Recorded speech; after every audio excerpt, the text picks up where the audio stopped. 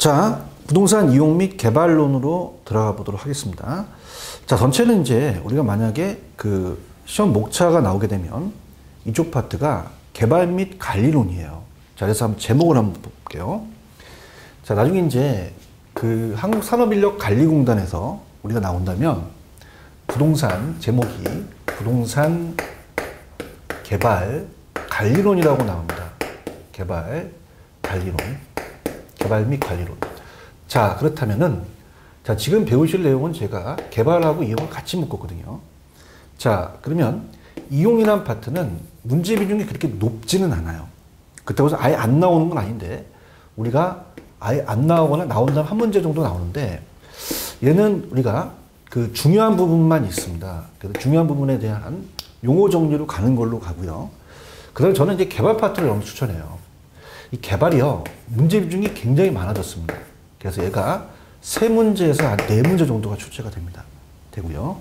그 다음에 이제 마케팅이라는 부분은 안 넣어놨지만, 이 관리론의 마케팅이라는 자체가 이제 같이 우리가 나오거든요. 그래서 관리 파트는 그래도 요번에 이제 30회 때 2문제나 출제가 됐어요. 한 2문제 정도가 나올 거라 예상을 하고요. 그 다음에 마케팅입니다. 자, 마케팅은 한 문제씩 내다가 요즘은 또 안 내는 또 취지가 있는데, 그렇다고 우리가 지금까지 한 10년 정도 본다면 한 문제 정도는 배정을 해요. 그래서 뭐 나온다면 이제 전체적으로 한 8문제 정도가 나온다는 얘기죠. 그래서 우리가 이쪽 파트 이제 개발 파트 위주로 조금 강하게 가도록 하겠습니다. 자, 그럼 지금 들어가는 부분은 부동산 이용 파트예요. 이용 파트는 제가 여기 최근의 경향에 따라서 좀 강의를 해보도록 하겠습니다. 자, 부동산 이용입니다. 부동산을 잘 이용하자는 얘기죠. 그래서 채용이라는 단어가 있긴 한데 우리가 이것만 가져가세요. 자, 부동산의 특성에 토지의 특성이 있었어요. 자, 거기에 부중성이라는 게 있었어요. 자, 부중성이라는 건 땅을 증가시킬 수 없다. 그 다음에 용도가 다양합니다. 용도의 다양성. 자, 그렇다면은 부동산에서 적용되는 원칙이 채용이라는 단어가 나오거든요. 그래서 채유효 이용의 원칙을 따르자라는 얘기입니다. 그럼 채용의 원칙은 우리가 뭐 전문적인 원칙은 아니에요. 그래서 전반적으로 우리가 강남역 사거리는 보통 상업용지이기 때문에 상가를 져야 되죠. 거기 주택과 공장을 지으면 안 되죠. 그래서 어떠한 객관적인 어떤 사고를 갖죠. 채용 원칙의 정의만 가시면 됩니다. 여기는. 그래서 416페이지 가시면 채용의 개념만 잡으세요. 자, 특히 채용이 강조되는 근거는 용도의 다양성과 부중성, 또 채용이라는 게 감정평가와 연결이 되기 때문에 판단 기준이나 이런 것들은 제가 감정평가 부분에서 연결시켜 드리도록 하고요. 자, 채용의 정의는 주관적이 아니라 객관적으로 보아 양식과 통상의 사용률을 가진 사람에 의한 합리적이고 합법적인 최고 최선의 이용이다. 그렇게만 보시면 되고요. 자, 그렇다면 넘기시면은 출제 빈도는 418페이지예요. 채용과 집약적 토지용이라는 집약적 토지용 위주로 좀 잡으세요. 자, 그래서 이 집약적인 토지용이라는 자체가 계속적으로 우리가 나오죠. 정책이든 아니면 지대론이든.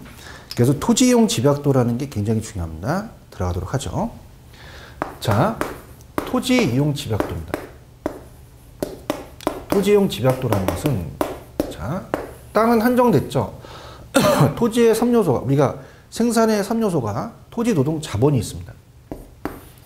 그러면 토지는 한정된 상태에서 우리가 인위적인 노동과 자본을 투입하죠. 자, 그럼 우리가 집약도를 높일 수 있고요. 집약도를 낮춰서 집약도를 높이는 것은 집약적 토지용이라고 하고 집약도를 낮추는 걸 조방적 토지용이라고 하죠. 자, 그러면은 이 토지용 집약도라는 식이 있습니다. 그래서 단위 면적당 토지가 내려가고요. 위에는 노동과 자본의 투입량을 얘기하죠. 자, 그래서 우리가 본다면 이렇게 그래프를 한번 그려볼게요. 자, 지대곡선을 그리게 되면 이렇게 됩니다. 여기 지대가 되고요. 땅의 대가가 되고 토지의 가격이 될 수도 있죠. 그러면서 도심에서 외곽이다. 자, 이렇게 봅니다. 자, 그러면서 지대곡선이 이렇게 우하향하는 곡선이 또 된다는 것도 참고하시고요. 자, 땅의 면적이 똑같아요. 단위 면적당 면적은 똑같지만 집약도가 다르다는 얘기죠. 자, 그럼 안쪽은요, 땅값이 비싸다 보니까 토지를 제한적으로 두고 노동과 자본을 많이 투입해요. 자, 그래서 인건비랑 여러 가지 이 자본, 위천, 타인 자본들을 돈을 많이 투입하는 거죠. 그럼 건물은 고추가 될 수밖에 없습니다. 그러면 안쪽 도심으로는 집약적 토지 이용을 한다라고 얘기를 하죠. 집약도 높이니까. 근데 외곽은 땅값이 쌉니다. 그러면 토지를 늘리고 자본과 노동을 적게 하죠. 그러면 집약도가 낮아져서 조방적 토지 이용을 한다 그러거든요. 조방적 토지 이용. 자, 이렇게 해서 우리가 꼭 체크를 하시고요. 그 다음, 자, 오른쪽 제가 박스를 집어넣은 건 뭐냐면, 자, 시험 문제가 이제 요 노동은 일정한 상태에서 이 토지와 자본의 대체 관계를 우리가 물어봤었어요. 그러면 뒤에서 후설하겠지만 생산 요소의 대체성과 도시지대라는 것을 놓고 우리가 보겠는데, 자, 이 분수 있는 방법은 A를 B로 나누게 되면 B에 대한 A의 비율이 되겠죠. 그럼 우리가 토지에 대한 자본의 결합 비율 또는 대체 비율이라고 합니다. 그래서 자본의 대체 비율 또는 결합 비율 또는 대체성이라는 학자도 있거든요. 자, 그럼 이렇게 한번 생각해 보세요. 안쪽은요, 땅값이 비싸기 때문에 토지를 줄이고 자본을 늘릴 수밖에 없죠. 그럼 안쪽은 자본을 더 많이 늘리더라. 나갔으면 나갈수록 땅값이 싸지니까 값싼 토지를 늘리고 자본을 줄이자. 그럼 토지를 늘린다는 거죠. 그럼 어떤 일이 벌어질까요? 자, 보세요. 자, 안쪽은 자본을 늘리고 토지를 줄이다 보니까 우리가 집약적이 되고 고층화가 되겠고요. 나가면 나갈수록 자본을 줄이고 토지를 늘리니 집약적이 아니라 조방적이 됩니다. 저층화 된다는 거죠. 자, 그럼 안쪽은 집약적이 되고 나가면 조방적이 되니, 자, 산업에 따라서 안쪽은 3차 산업이 되고 그 다음에 2차, 1차. 그래서 안쪽은 금융업이 있고요. 나갈수록 목장업이 같은 게 있다는 겁니다. 그럼 안쪽일수록 결합 비율이 높다라는 거는 땅값이 비싸니까 토지를 줄이고 자본을 늘린다는 얘기죠. 자, 이런 얘기예요. 자, 그런데 집약도를 증가시키는 요인도 한번 나온 적이 있었는데요. 자, 지금은 그렇게 출제 빈도가 높지는 않지만 집약 한계와 조방 한계를 비교해서 나온 적도 있었습니다. 자, 그럼 집약 한계와 조방 한계를 좀 우리가 배워보도록 하죠. 자, 여러분들이 손익분기점이라는 얘기 많이 들어보시잖아요. 똔똔이. 자, 이건 뭐냐면 총수익과 총비용이 같은 겁니다.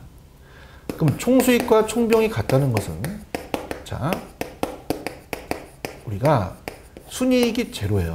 자, 그래서 옹축자리까지만 딱 봤을 때, 건물을 올렸을 때, 자, 이거를 조방한계라고 합니다.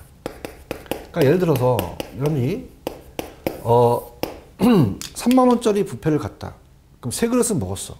그럼 내가 이건 손익분기점으로서 내가 충분히 그걸 맞췄다고 보면 되는데, 만약에 한 그릇밖에 안 먹었어. 2층밖에 안 줬어요. 그럼 이건 나한테 손실이 올 수 있다는 거죠. 그래서 이걸 넣으면 바로 손실은 발생할 수 있다는 거예요. 그러면 자, 한계가 있죠. 그럼 계속적으로 우리가 5층은 넘어서야지만 손익분기점은 없겠죠. 근데 만약에 내가 3그릇이 아니라 20그릇을 먹었어요. 배탈이 나갖고 병원비가 더 나갈 수 있다는 거죠. 그렇다면은 한계가 있다는 겁니다. 그래서 요거를 우리가 집약한계란 말을 써요. 집약한계. 자, 그럼 용어 정리가 뭐가 나오냐면요. 자, 한 층 한 층 올렸을 때의 추가적인 한계라는 건 뭐냐면, 한계를 얘기하는 게 아니라 추가적, 한 층 올릴 때 우리가 더 증축하게 되면 비용도 나가고 분양을 하게 되면 수익이 있을 거 아닙니까? 그럼 한계 수입이 있고요. 그 다음에 한계 비용이 있을 거라는 얘기죠. 자, 그럼 한계 비용을 더 높인다면 우리가 총수를 계속 올려요. 자, 그런데 10층까지 딱 멈춰버린다는 겁니다. 왜냐하면 여기는 한계 수익과 한계 비용이 같아져요. 그러면 여기를 우리가 이윤극대화점이라고 합니다. 자, 여기는 이윤극대화, 손익분기점이 아니라, 그래서 이윤극대화점으로서, 자, 한계 수입하고 한계 수익과 한계 비용이 같아. 같아지는 것을 얘기하거든요. 그러면 이걸 넘게 되면은 자 11층을 짓게 되면요. 추가적인 수입보다는 비용이 더 들어가서 손실은 오진 않아요. 근데 이윤이 감소한다는 거죠. 그러다 보니 여기를 상한선을 두자. 그래서 여기를 상한선, 여기를 하한선 안에서 채용을 하자는 얘기죠. 근데 중요한 거는 암기 기법이 조방한계는 총수익과 총비용이 같은 곳이 조방한계고요. 그다음 한계 수익과 한계 비용이 같은 게 집약한계예요. 약간 좀 판법을 가르쳐드리면 우리가 왜 이 투자론에서 이 총을 조라고 하잖아요. 총, 그죠? 그러면 얘는 조니까 총이 나와야 되는 거죠. 이렇게 아시면 됩니다. 자, 이렇게까지 우리가 내용을 한번 살펴보도록 하죠. 들어갑니다. 자, 좌측에 보시면은 418페이지 가시면은 채용과 집약적 토지용으로 들어가겠습니다. 자, 토지용 집약도가 높은 경우를 집약적 토지용이라고 그래요. 낮은 것을 조방적 토지용이라는 건 이해 가셨고요. 자, 그 다음에 밑에 2번을 보시면은 뭐가 나왔었냐면 이 집약도를 높이는 경우예요. 자, 그러면 당연히 이용 권한한 토지가 한정돼 있어요. 자, 인구가 증가합니다. 땅이 한정된 상태에서 토지가 적게 투입되다 보니까 자, 인구가 증가하니까 건물을 올려야 된다는 거죠. 이렇게 집약도를 높이고요. 인구 밀도 증가도 마찬가지예요. 한정된 공간에서 더 건물을 집약화시킬 수밖에 없고 지가가 상승해 땅값이 상승하게 되면 토지용을 집약적으로 이용한다는 건 당연한 거죠. 그 다음에 경영효율의 증가, 경영효율이 증가하게 되면 토지면을 또 효율적으로 이용할 수 있잖아요. 자, 이렇게 보시고요. 또 1차, 2차, 3차 중에서 특히 3차 산업 같은 경우가 땅값이 비싸다 보니까 집약적으로 또 이용을 하게 됩니다. 자, 그런데 중요한 거는 이 집약도를 증가시킨 거에서 시험 문제가 규모의 경제라는 게 나왔었거든요. 자, 규모의 경제라는 것은 규모를 크게 한다는 거예요. 그러면 어떻습니까? 생산비를 줄일 수 있다는 거죠. 규모의 경제가 또 집약도를 증가시키는 요인이 되더라. 이렇게 해서 규모의 불경제는 또 생산비를 더 증가시킬 수 있으니까 규모의 경제가 집약도를 증가시킨다. 이렇게 참고하시고요. 그 다음에 우리가 집약한계와 조방한계가 있잖아요. 집약한계는 좌측에 이윤극대화죠. 한계 효용 층수라고 얘기합니다. 그 층수를. 그래서 한계 비용과 한계 수입이 같고 토지용 집약도의 상한선. 근데 주의하실 게 바로 손실은 오진 않아요. 그 지점을 벗어나면 이윤이 감소할 것 뿐이죠. 근데 조방한계는 제가 이 조하고 총하고 이제 야매로 간다면 조총. 그래서 총수익과 총비용. 그래서 이윤이 없는 지점. 손익분기점입니다. 그래서 손실이 올 수 있죠. 이걸 넣으면. 그래서 벗어나면 손실이 올 수 있다. 자, 그렇게 해서 박스로 정리하시면 될 것 같고요. 그다음 밑에 당구장 표시를 보시면은 한계 수입이 한계 비용보다 크면 추가 투자합니다. 근데 한계 비용이 한계 수입보다 크면 투자를 줄이겠죠. 토지용 집약도를 집약한계까지를 상한선, 조방한계를 하한선 이 안에서 채용하자는 거고요. 자, 조방한계점은 지대가 제로가 나오는 곳이에요. 집약한계보다 토지용 집약도가 클 수도 있다. 그래서 어떻습니까? 그렇게 이제 우리가 내용을 보시면 되는데요. 자, 그러면은 조방한계점은 어떻습니까? 이 지대가 제로가 되는 상태에서는 집약한계점보다는 조방한계에서 더 올릴 수 있다는 거죠. 그래서 그걸 얘기를 한 건데, 자, 박스가 중요합니다. 도심 갑니다. 도심은 지가가 높아요. 지가가 높으면 토지를 줄이고 자본을 늘려요. 그럼 집약도로서 집약도를 높이게 되면 고층화가 되겠죠. 외곽으로 갑니다. 땅값이 쌉니다. 그럼 토지를 많이 늘리고 자본을 줄이죠. 그러면 집약도를 좁혀서 조방적이고 좀 더 저층화 됩니다. 자, 채용의 판단입니다. 그럼 어떻게 생각하세요? 우리가 아까 그림을 잠시 보시게 되면 집약한계를 상한선으로 보고요. 그죠? 그 다음에 조방한계를 하한선 안에 이 안에서 채용을 하자는 얘기죠. 그래서 우리가 419페이지 가시면 집약한계를 상한선, 조방한계를 하한선에서 채용 방안을 모색하자는 얘기입니다. 그 다음에 집약한계는 투입의 한계 비용이 한계 수익과 일치되는 선까지 집약도고 조방한계는 최적의 조건에서 겨우 생산비를 감당할 수 있는 산출밖에 안 되죠. 그 다음에 입증이어라는 자체가 있는데 자, 입증이어라는 자체는 다음 페이지에 보시면 내용부터 우리가 살펴보죠. 자, 입증이어 자체가 우리가 출제 빈도가 그렇게 높지는 않아요. 근데 입증이어가 한번 나왔었기 때문에 그냥 그 내용만 한번 살펴보시면 되는데요. 입증이어입니다. 자, 입증이어는 입증이어다. 그럼 입증이어라는 건 어떤 것이냐라는 용어 정리. 자, 만약에 여자 고등학교 앞에 정문 앞에는 보통 분시점이 많잖아요. 분시점. 자, 그러면은 자, 가라는 분시점하고 나라는 분시점이 한 100m가 떨어져 있습니다. 위치가 다르죠. 그럼 매출액도 다를 거라는 거죠. 그래서 얘가 매장 규모도 똑같고 거기에 종류 똑같고 다 똑같은데 매출액이 한 500만 원을 벌어요. 한 달에. 300만 원을 벌면 200만 원의 차이가 있다는 거죠. 그럼 입지 조건이 양호한 게 발생하는 것이 우리가 입증여입니다. 200만 원이 초과이익이 되죠. 근데 입증여라는 것은 자, 우리가 명동 같은 경우는 노른자이라는 건 아주 입증여 좋아요. 그러니까 입증여를 100으로 보죠. 자, 그럼 여기를 넘어서는 입증여가 작아질 수도 있습니다. 그럼 어느 순간 가서 자, 여기가 바로 입증여가 제로가 되는 곳이 있을 거란 말이죠. 자, 이걸 우리가 한계 입지라고 얘기합니다. 한계 입지. 그러면 입증여가 발생이 되려면 한계 입지 이하가 아니라 한계 입지 이상이 되고요. 그 다음에 주체에 따라 틀리면서 채용을 한 사람이 입증여가 우리가 얻을 수 있다는 거죠. 근데 이게 한 번 시험에 나왔었는데 산업에 따라 다를 수 있어요. 주거용이 입증여가 좋은 게 상업용이 안 좋을 수도 있죠. 자, 그래서 420페이지 가시면 먼저 우리가 보고 들어가겠습니다. 자, 입증여와 입지 조건. 자, 우리가 입증여는 입지 조건이 나쁠수록 감소하고 좋을수록 증가하죠. 그러면 마이너스가 되면은 안 좋아요. 0이 될 수 있다는 거죠. 그래서 발생 요건은 어떤 위치 가치가 한계 입지 이상이어야 되고 그 위치를 채용할 수 있어야 돼요. 그 다음에 입지 조건과 집약도 같은 경우라도 입증은 모든 입지 주체에 똑같이 생기진 않습니다. 산업에 따라 이 주체에 따라 다른 거죠. 그래서 그렇게 해서 우리가 한계 입지가 입증여가 제로라는 겁니다. 자, 그러면 전 페이지가 이제 여러분들이 읽히실 수 있습니다. 자, 5번에 3번이죠. 입증여는 동일한 산업 경영이라도 그 조건이 양호한 경우에 특별한 이익이 발생한 걸 말하죠. 자, 그 다음에 입지 조건과 토지용 집약도 같은 경우라도 입증여 모든 산업에 공통적으로 생긴 것은 아니라는 거 꼭 기억하시고요. 자, 다음 페이지에 참고란에 보시면은 생산 요소와 대체성이에요. 그래서 토지에 대한 자본의 대체성이 자, 안쪽은 우리가 집약 쪽이다 보니까 자본을 줄이고 자, 우리가 토지를 줄인 다음에 자본을 늘리죠. 그러면 집약 쪽이고 고충화되고요. 나갈수록 땅값이 싸져요. 그러면 토지를 더 늘리고 자본을 줄여서 저층화, 토지 자본의 대체성이 작다는 얘기입니다. 자, 그래서 420페이지 밑에서 생산 요소의 대체성을 들어가 보도록 하죠. 만약 생산이 토지와 자본의 결합에 의해서만 이루어지고 노동은 일정하다고 가정했을 때 도심에 가까우면 자본의 결합 비율이 높다는 얘기입니다. 외곽으로 갈수록 자본의 결합이 낮다는 거죠. 그럼 결합 비율은 토지와 자본의 상대적 가격 차이 또는 산업의 종류에 따라 달라질 수도 있다는 거죠.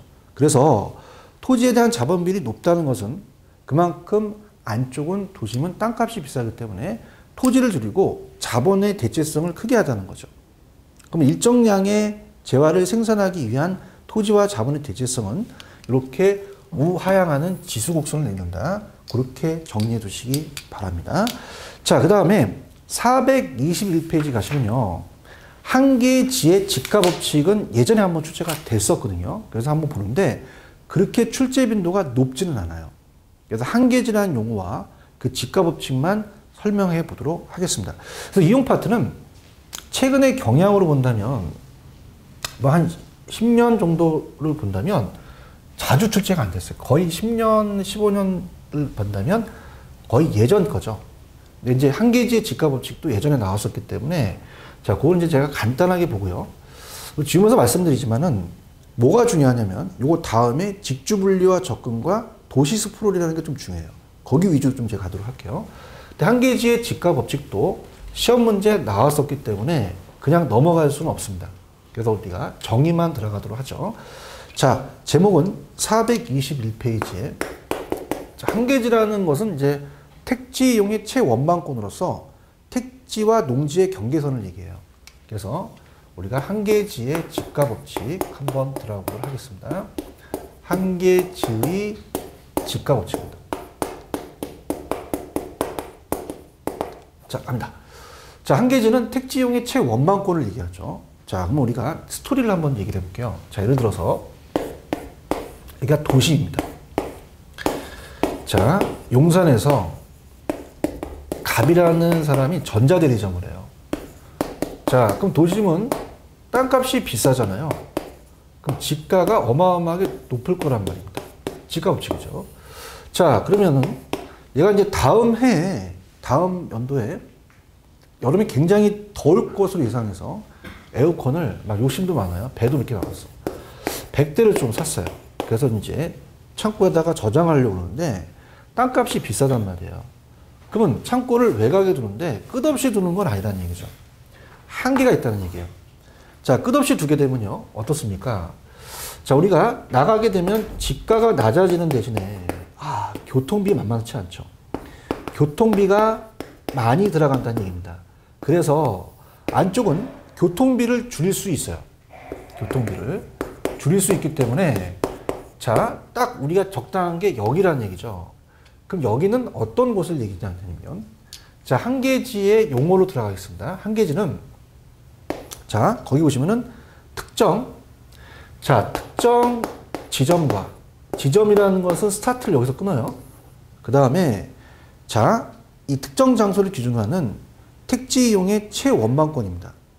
택지 한계지를 얘기하죠. 그렇다면은 여기는 어디를 얘기하냐면 농지와 택지의 경계선이에요. 여기를 얘기하거든요.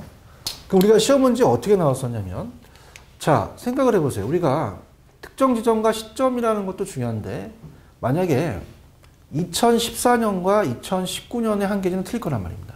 그럼 교통이 발달하면 한계지는 연장될 수도 있죠. 자, 그렇다면은 이렇게 연장이 된단 말이에요. 그럼 농지가 택지로 바뀌니까 초기에 지가 상승이 굉장히 높겠죠. 이게 나왔고요. 그다음에 택지와 농지에 대한 경계선을 봤을 때 요의 지가에 대한 단절 지가라고 이제 나올 텐데 자, 요게 이제 세로축이 지가고요. 도심에서 외곽입니다. 자, 그러면서 자, 이 한계지에서는 지가가 어떻게 떨어지냐? 자, 택지는 각이 이렇게 높다가 농지로 이렇게 떨어지죠. 단절 지가요. 단절 지가라는 것은 지가가 쭉 내려갔다가 단절이 돼서 확 떨어진다는 거죠. 자, 그래서 자, 이 택지 지역 안에서는 택지들 간에는 비슷하기 때문에 상호 대체 관계가 성립이 됩니다. 근데 도심 내에 있는 그 지가와 여기는 관련이 없지는 않아요. 상관이 있어서 도심이 높으면 여기도 높죠. 근데 도심의 지가가 훨씬 높기 때문에 도심지와 한계지가 상호 대체 관계는 있다는 건 아니죠. 그래서 관련이 있다. 그렇지만 택지와 농지는 완전히 우리가 단절지가 돼서 완전히 별도로 봐야 돼요. 그러면서 뭐가 또 시험에 나왔었냐면 예전에 안쪽은 땅값이 비쌉니다. 그럼 빌려야 돼요. 그러면은 차가가 많죠. 자, 나갈수록 땅값이 싸니까 자가의 형태가 많다는 겁니다. 그럼 자가에 대한 한계지가 더 멀리 있다. 자가용을 타면 더 멀리 가잖아요. 그렇게. 자, 한계지 갑니다. 한계지는 특정 시점과 특정 장소를 기준으로 하여 왜냐하면 특정 장소라는 자체는 어떤 지점을 꼽고 우리가 범위를 얘기하고요. 시점이라는 것은 2000년도와 2019년의 한계지는 틀릴 거란 말입니다. 그래서 우리가 토지용의 최원방권인데 중요한 건 택지 이용의 최원방권으로 택지의 끝토지예요. 그래서 택지의 경계선이 돼서 농지와의 경계선이 된다는 거죠. 자, 한계지 특성입니다. 대중교통선의 발달 및 교통체계 정비는 한계지 연장을 가져오겠죠. 한계지는 대중교통선으로 연장할 수 있고요. 자, 한계지가 농경지가 택지화되게 되면 초기에 지가 상승이 빠르게 나타난다 그랬죠. 택지용의 한계지는 한계지의 외곽에 농경지 등의 용도가 전환돼서 한계지로 편입되는데요. 농경지 지가 수는 무관합니다. 그래서 일반적이라는 거죠. 그래서 주변 농지와의 지가 차이가 심하기 때문에 이런 단절 지가가 나타난다는 거. 그 다음, 도심지의 지가와 한계지 지가가 상호 밀접한 관계는 있어요. 도심이 오르면 한계지도 오르죠. 그러나 도심과의 대체 관계는 아니라는 거죠. 대체는 서로 비슷한 건 한계지 상호 간의 대체라는 거죠. 자, 그 다음에 자가의 한계지는 새들어 사는 차가의 한계지보다는 더 멀리 있다는 거예요. 택지용이 먼 곳에 있다. 도심부터 더 멀어진다. 그래서 어떻습니까? 자가용을 타면 더 멀리 가잖아요. 그래서 그렇게 해서 우리가 더 먼 곳에 있다. 그렇게만 정리하시면 바랍니다. 근데 앞서서 얘기했지만 어디가 더 중요하냐면요. 우리가 시험 문제는 직주분리 접근에 대한 것을 강하게 가르쳐야 되고요. 특히 요즘 최근의 경우에는 도시 스프로를 냅니다. 난개발이에요. 그 다음에 침입적 토지형은 거의 시험에 안 나오기 때문에 그냥 침입과 계승의 용어만 잡을 겁니다. 들어가 보도록 하죠. 자, 그렇다면 먼저 말씀을 드리지만 422페이지 가시면은 직주분리와 접근입니다. 자, 여기 이제 들어가겠습니다. 자, 용어 정리로 갈게요. 직주분리라는 자체는 정책 파트에서 우리가 용어가 나오거든요. 그래서 이제 우리가 직주분리와 접근은 어떤 것이냐라는 거. 자, 그러면 직주분리는요, 직장과 주거지가 분리됩니다. 주거지가 분리되는 현상이에요. 토지에 대한 이용이 어떻게 이제 우리가 토지가 이용이 되느냐 이건데요. 자, 왜냐면 직장이 도심에 있어요. 도심은 땅값이 비쌉니다. 지가가 높죠. 그러다 보니 자, 주거지를 외곽으로 나갈 수밖에 없다는 거죠. 주거지를. 그래서 직장과 주거지가 분리되는 현상의 원인이 또 알아보고요. 그다음 결과를 알아볼 수 있다는 거 들어볼게요. 자, 그럼 직주분리는 직장과 주거지가 분리됐답니다. 원인은요. 도심의 환경이 악화됐으니까 나가고 도심의 고집가니까 나가겠죠. 도심이 재개발, 철거되면 나가죠. 공적 규제가 되면 나가고 교통이 발달되고 외곽이 더 저집가면 나가죠. 근데 결과는 어떻게 될까요? 이 사람들이 이제 낮에는 출근하려고 들어와요. 그렇게 되면 여기 안쪽이요. 도심의 주 야간의 상주 인구차가 커져서 자, 낮에는 바글바글 하다가 밤만 되면 뻥 뚫려요. 자, 그래서 이거를 공동화 현상이라고 합니다. 공동화. 자, 그러면서 이 모양이 도넛 현상이다. 공동화 또는 도넛 현상이다. 이렇게 얘기하죠. 그 다음에 외곽의 베드타운화. 자, 이제는 사람들이 나가다 보니까 외곽에 잠만 자는 곳이 되겠죠. 베드타운화가 되고요. 그 다음에 고동이라는 자체는 뭐냐면 이 고동이라는 자체는 유동에 대한 거예요. 그러니까 뭐냐면 이 도심으로 사람들이 몰리죠. 그럼 그 유동인구들을 고동에 대한 것이 증가한다는 건 유동인구가 늘어난다는 거죠. 교통이 혼잡된다는 거죠. 그래서 외곽 지역에 내 집가 상승을 더 초래할 수가 있다는 거. 이렇게 보시면 됩니다. 자, 그러면은 그러다 보니까 이제 안쪽으로 접근을 해요. 나갔던 사람이 회귀하잖아요. 그래서 이거를 직주 접근이라고 합니다. 직주 접근은 분리되는 게 아니라 다시 주거지가 직장과 근접돼서 이제 들어온 현상이 나타나는 거죠. 그 왜 그럴까요? 교통이 체증이 심화되니까 들어와야 되고 도심의 지가가 하락하고 도심의 환경이 개선되니까 들어오게 되고 정책적으로 유도하겠죠. 그러면 들어오게 되니까 점점 건물이 고층화된다는 겁니다. 그죠? 그래서 고층화돼서 주상 복합 건물이 많아지고 도시 회춘화라는 것은 이 회차가 다시 회차와 추는 청춘이죠. 그러니까 도심이 재개발되거나 재건축되면 새 건물로 바뀌잖아요. 그러면 우리가 오래된 건물이 재건축돼서 도심에 거주하는 소득계층이 저소층이 중고층으로 유입돼서 우리가 회춘화 현상이 발생하더라. 그렇게 보시고요. 저는 개인적으로 도시스프로에다가 별표를 쳐보세요. 아, 저는 이거 나올 것 같아요. 왜냐하면 난개발의 문제가 굉장히 강하기 때문에 도시스프로는 중요합니다. 자, 이게 이제 도시가 스프롤이라는 건 지멋대로 이렇게 움직이는 건데요. 이게 소위 말한다면 도시 스프롤이라는 것은 난개발이에요. 난개발, 토지용이. 자, 도심에서요, 외곽으로 개발돼야 되죠. 개발돼야 됩니다. 그럼 우리가 계획적인데 무계획적이라는 게 나오고요. 질서인데 무질서예요. 그 다음에 불규칙입니다. 그래서 얘네들은 무와 불이 꼭 들어가야 돼요. 자, 도심이 아니라 외곽부에서 많이 발생합니다. 자, 그래서 건설회사들이 자, 토지의 도심의 땅값이 비싸다 보니까 외곽의 난개발이라는 건 여러분이 어느 지역을 가시면 아파트만 있고 아무것도 없는 경우가 있죠. 이런 경우에요. 그러면 얘네들은 무계획, 무질서, 불규칙적으로 도심이 아니라 외곽부에서 발생한다는 게 가장 키포인트입니다. 그럼 정부 입장에서는 자, 개발 제한 구역으로 묻겠죠. 자, 이런 것들을 한번 생각해 보시면서 보고요. 도시다 보니까 주거지만이 아니라 주거용, 상업용, 고업용 모두 발생할 수 있다는 거 키포인트입니다. 들어갈게요. 자, 2번 도시 스프롤입니다. 도시가 불규칙 동그라미. 볼품없이 확산되고, 자, 이거는 토지용에 있어서 집가순위, 편쪽순위 이하입니다. 주거뿐만 아니라 상고업체도 발생하고 대도시가 중심지가 아니라 외곽이다. 자, 그 다음에 어떻습니까? 이거는 채용이 되지 못해요. 그래서 이 집가수준, 편쪽수준 이하다. 그렇게만 보시기 바랍니다. 자, 그 다음에 침입적 토지용은요, 용어 정리만 가세요. 우리가 앞쪽에서 남지 이제 이 복습을 하시다 보면 여가 현상이라는 게 있죠. 그래서 침입과 계승이라는 건 아직까지는 그렇게 출제도가 높진 않아요. 그냥 보세요. 자, 우리가 상향 여가와 하향 여가를 배우셨어요. 특히 상향 여가는 하위 계층이 상위 계층으로 바뀌죠. 그죠? 그래서 우리가 원래 저소득층이 있는데 고소득층이 들어오죠. 아예 고소득층이 아예 바뀌는 게 상향 여가였어요. 그러면 이렇게 들어오는 침입이라는 것은요. 자, 우리가 보통 적군의 침입이라고 하잖아요. 그래서 이질적인 요소입니다. 들어가고요. 아예 바뀌는 거를 계승과 천이라고 하니 그 용어 정리만 잡으시면 됩니다. 들어갈게요.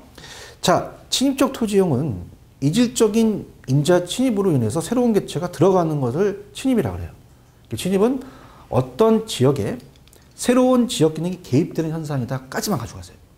계승은 자, 침입을 한 결과로 인해서 새로운 차원의 인구 집단 또는 토지용이 예전으로 교체되는 결과죠. 여기까지만. 자, 그 다음에 밑에 보시면 도시의 토지용과 집가구배 현상도 잘 출제되는 부분은 아니지만 그래도 용어 정리는 가져가셔야 됩니다. 이게 원래는 집가구배 현상이죠. 그래서 집가구배 현상이라는 것은 자, 구배가 원래 일본 말이에요. 고바위라는 얘기거든요. 근데 이게 원래는 노수 교수가 캔사스의 토베카시를 연구하면서 집가 구조를 본 거예요. 그 밑에 우리가 자, 처음에 제가 말씀드렸지만 집가 구조가 도심하고 외곽으로 갈수록 우하향하는 이런 지대 곡선이 나타납니다.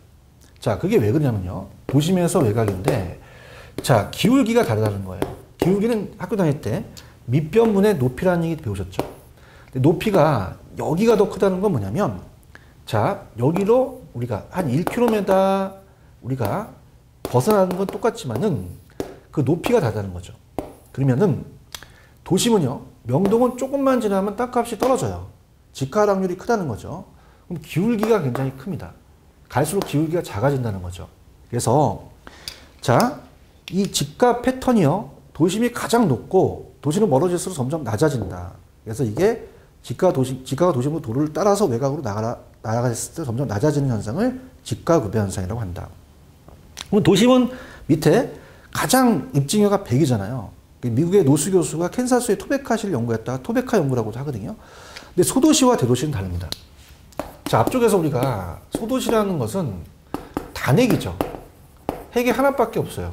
그래서 우리가 버제스의 동신혼과 선형의 호이트가 있었죠. 그래서 지금 집가 구조가 단순하게 떨어집니다. 이렇게 단순하게. 이거 집가 도시 외곽이죠. 근데 대도시는 달라요. 해리수와 얼마는 다액을 얘기했죠. 그럼 다액심이라는 거는 단순하지 않고 복잡하게 떨어진다는 겁니다. 자, 그래서 우리가 복잡해서 그 구조가 달라요. 자, 그럼 대도시라는 얘기는요, 명동에 중심맥이 있으면 떨어졌다가 다시 또 강남이 생기죠. 이렇게 물결구비로 간다는 거죠. 그래서 집가 구조가 소도시와 대도시가 다르다는 것만 자, 들어갑니다.